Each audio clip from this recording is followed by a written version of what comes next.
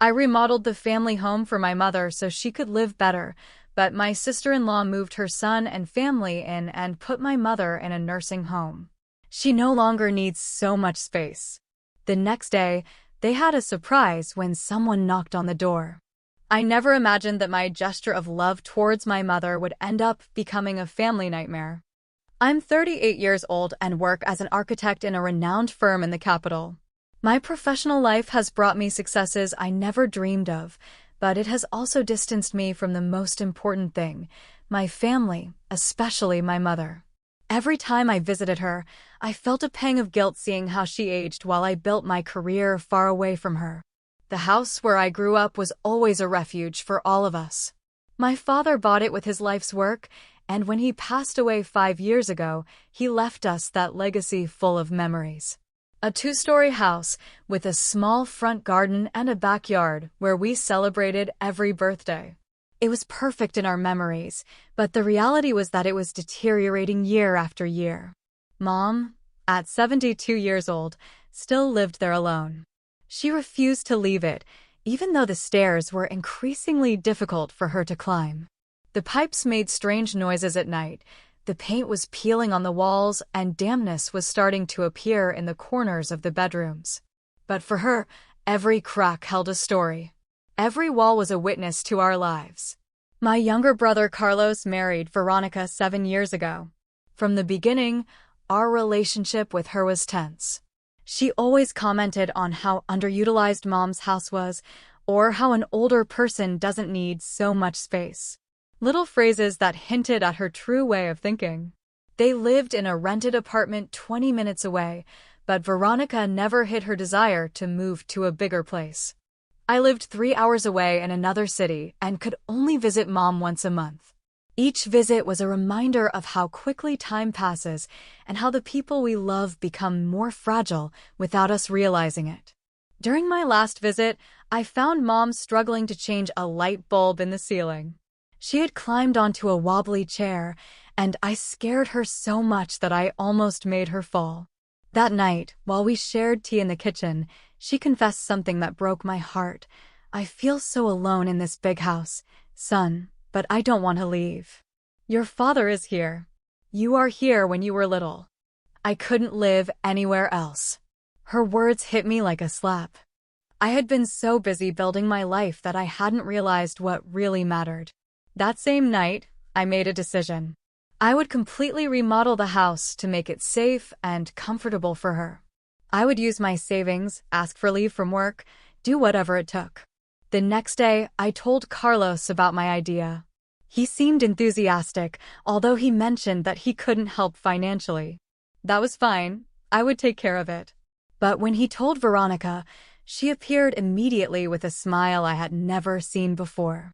"It's a great idea, brother-in-law. That house is too much space for one person. With a good remodel, it could be perfect for a family." I ignored the insinuation and focused on my goal, making the house more accessible and modern for Mom. I hired an architect friend to design adaptations for her mobility, a ground floor bedroom, bathrooms with safety bars, a more functional kitchen, ramps instead of stairs, and upgrades to the electrical and plumbing systems. For 3 months, I invested every penny of my savings in the remodel. I visited the site every weekend, supervising every detail. Mom was excited like a little girl, choosing colors and small details.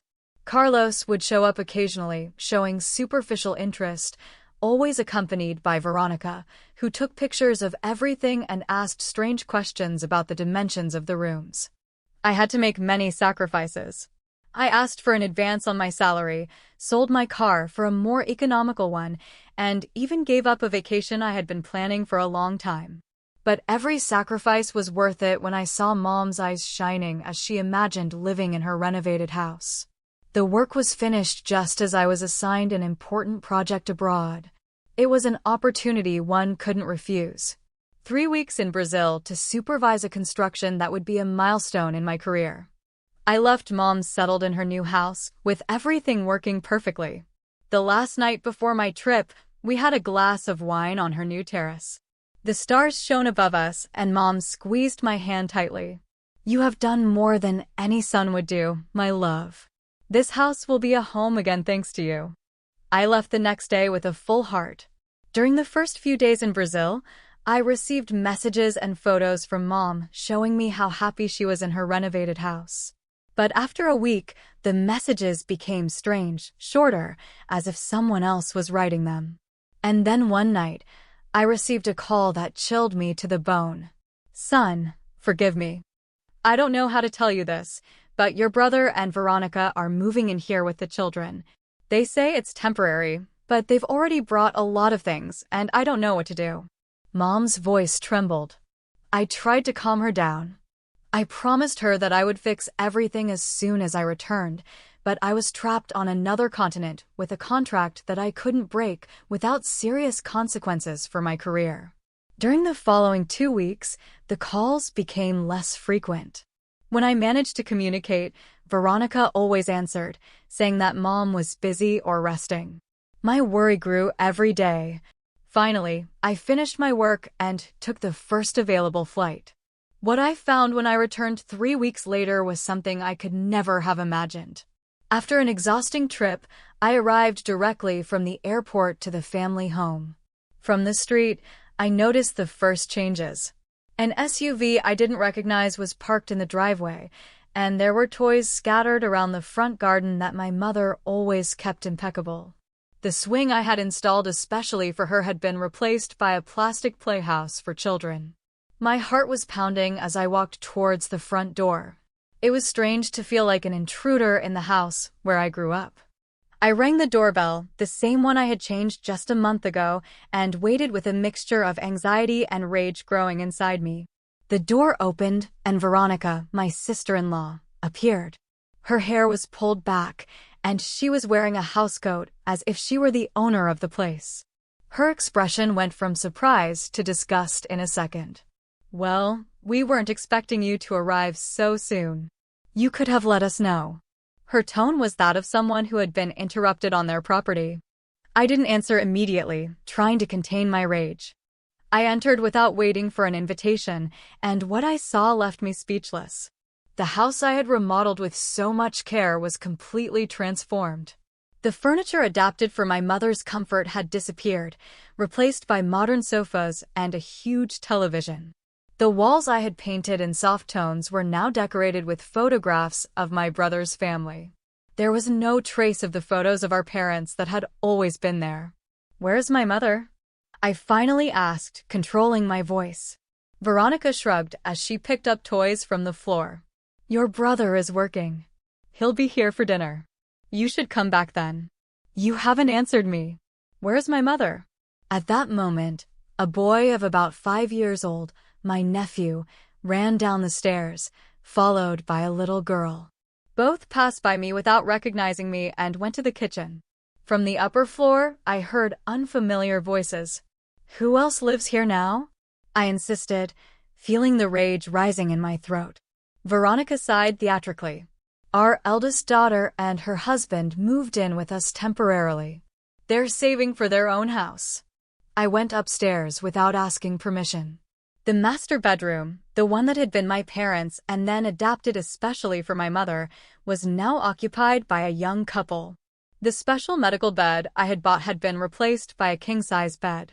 In the other rooms, my brother's grandchildren had installed their belongings as if they had always lived there.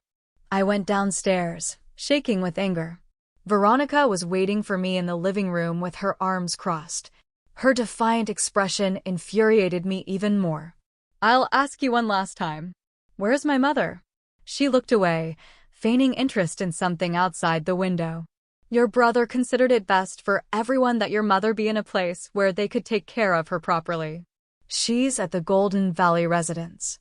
You can visit her whenever you want." I felt as if I had been punched in the stomach. The Golden Valley residence was a basic nursing home, one of those that appear in the news for their poor conditions. It was not a luxury place where the elderly live comfortably, but a repository for older people that no one wants to take care of. "Are you telling me that you threw my mother out of her own house? The house that I remodeled for her? With what right?" At that moment, the door opened, and Carlos, my brother, entered. He froze when he saw me. "You arrived early. I thought you'd let us know." I didn't want to give them time to prepare their lies. "Explain to me right now why my mother is in a nursing home and you have invaded her house." Carlos looked at Veronica, seeking support as he always did when he had to face difficult situations. It was she who spoke with a calmness that I found insulting. "Your mother no longer needs so much space, and we do. We are a growing family. She's better cared for at the residence. Specialists attend to her 24 hours a day." Her shamelessness left me speechless. My brother avoided my gaze, clearly uncomfortable but unable to contradict his wife. "How could you do this? With what authorization?" Carlos finally spoke in a weak voice. "Mom signed a power of attorney. It was her decision." I knew it was a lie. My mother loved her independence and her house. I had seen her excited with every detail of the remodel. Something didn't add up.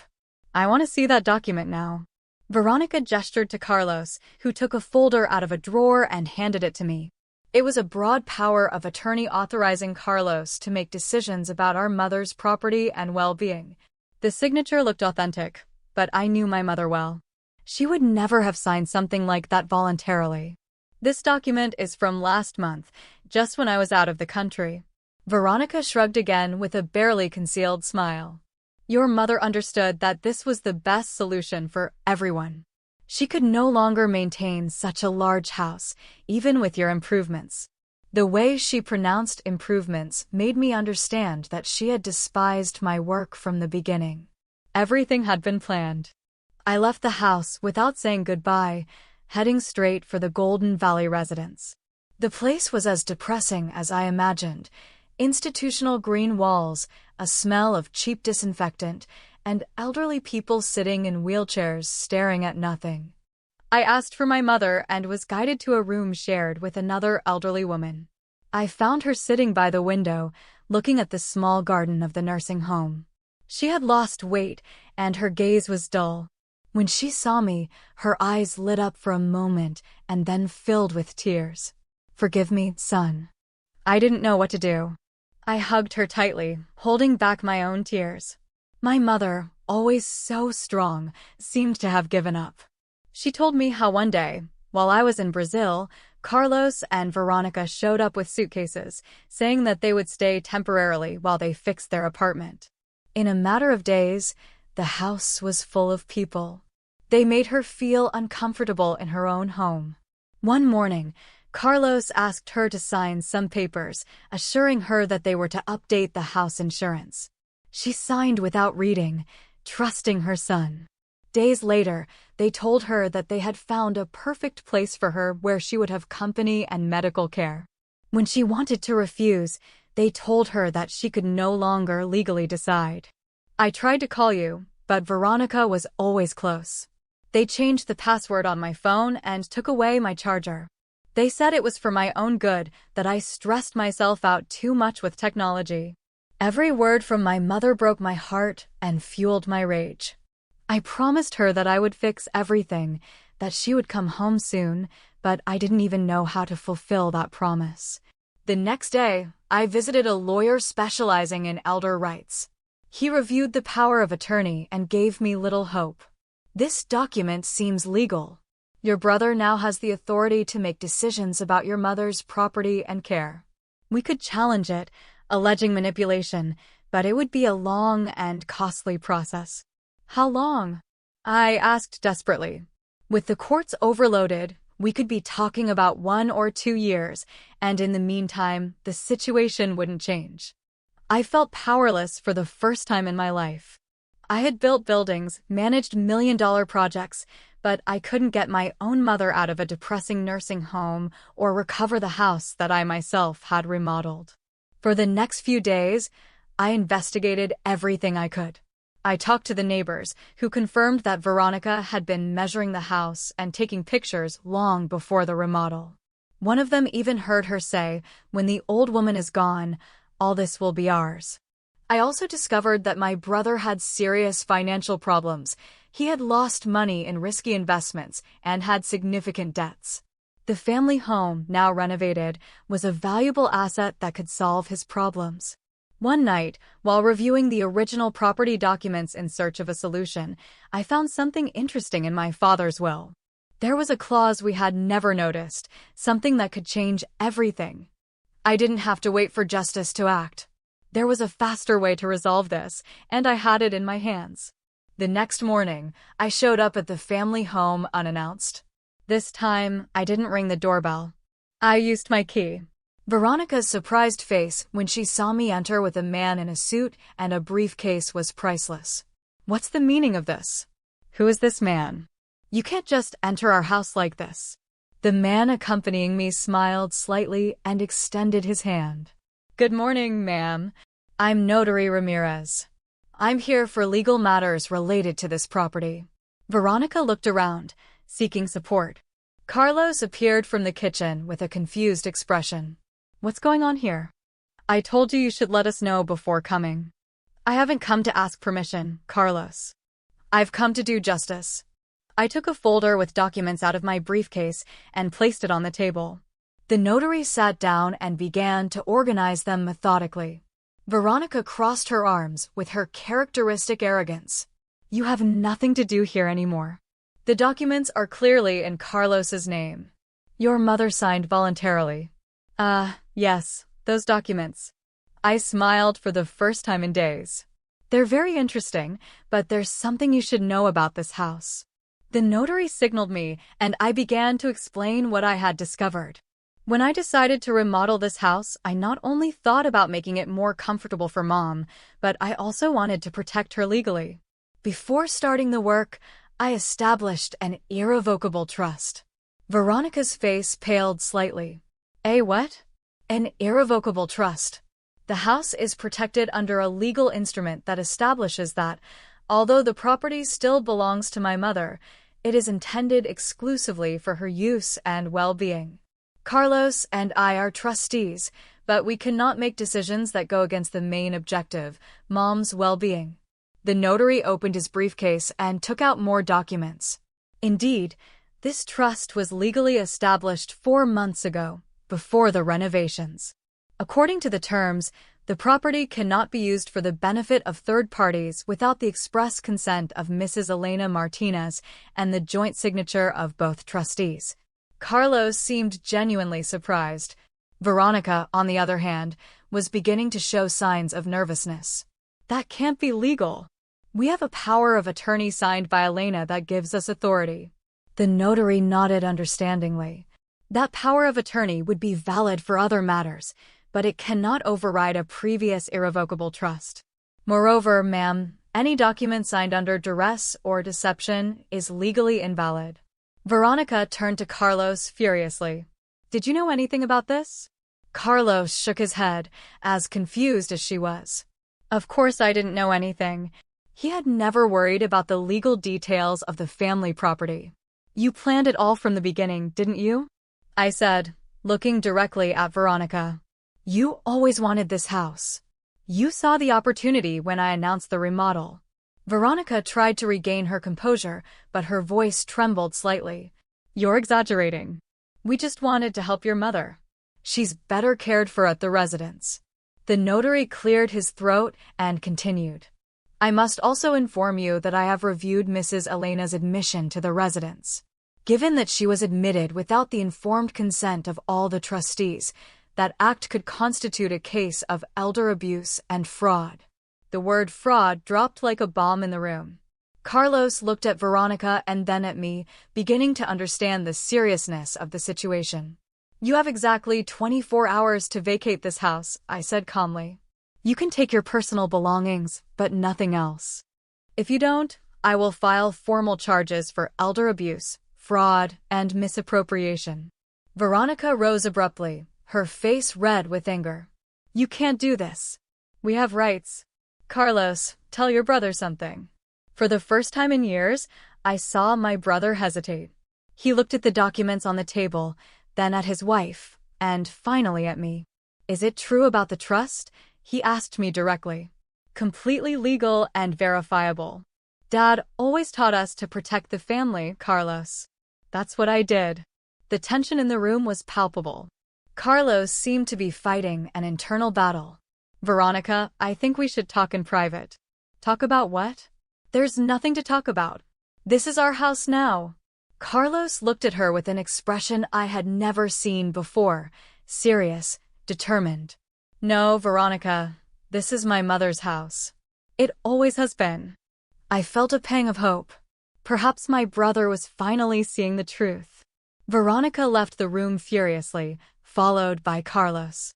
The notary and I waited in silence, occasionally hearing muffled shouts from the next room. Half an hour later, Carlos returned alone. He looked exhausted but resolute. We'll leave tomorrow, all of us. The next morning, I went to the nursing home to pick up my mother. I hadn't told her anything yet. I wanted it to be a surprise. When I entered her room, she was sitting in the same chair, looking out the window. Mom, it's time to go home. She looked at me, confused. Home? But Carlos said I can't live there anymore. I took her hands in mine. Carlos was wrong. That house is yours. It always will be. I remodeled it for you, remember? So you could live comfortably. Her eyes lit up for the first time in weeks. When we arrived at the house, we found Veronica and her family packing hurriedly. The tension was palpable. My mother stood tall with a dignity that filled me with pride.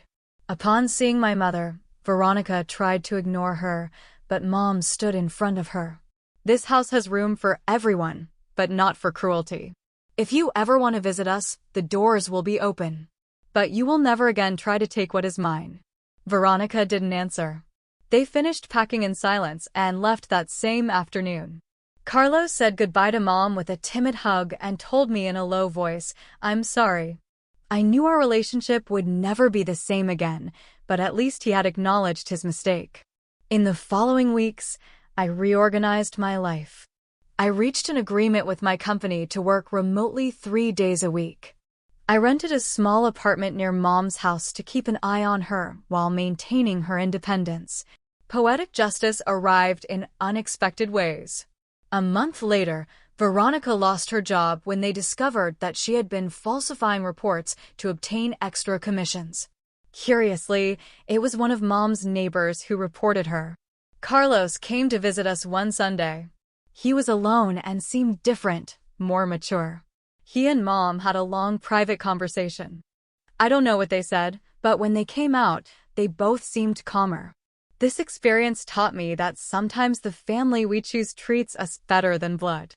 I also learned that we must legally protect our loved ones, especially the most vulnerable. A signed paper can make the difference between justice and abuse. For everyone reading this, protect your parents, establish trusts, talk openly about everyone's intentions and wishes. Don't wait until it's too late. What would you have done in my place? Would you have been harsher or more understanding? Thank you for reading my story and for your support. Sometimes justice arrives when we least expect it and knocks on the door with papers in hand. Family is our most valuable treasure, but sometimes blood ties can be betrayed by ambition and selfishness. This story reminds us that we must legally protect our elderly loved ones, especially when they are vulnerable. True love is not only shown with words, but with actions that endure over time. And remember, justice always finds its way, sometimes in the most unexpected way.